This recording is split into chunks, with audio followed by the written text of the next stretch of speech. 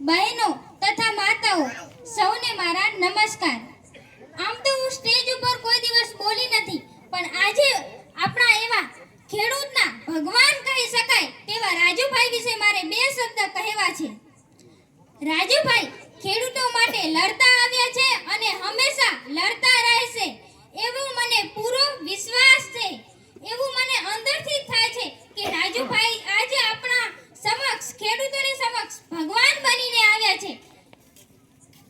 જે ખેડૂતો માટે લડે તેની જ આપણને જરૂર હોય છે, પછી ભલે તે ગમે તે પક્ષના હોય, તેનાથી ખેડૂતોને કંઈ જ લાગતું વળગતું નથી।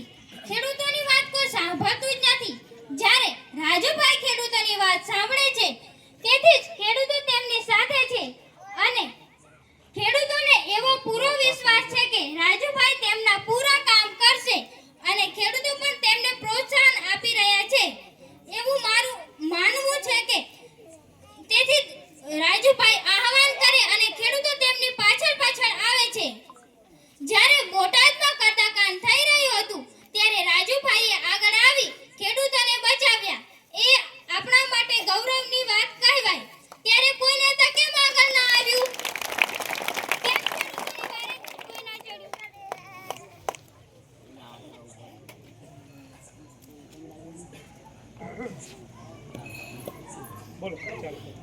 જ્યારે ખેડૂત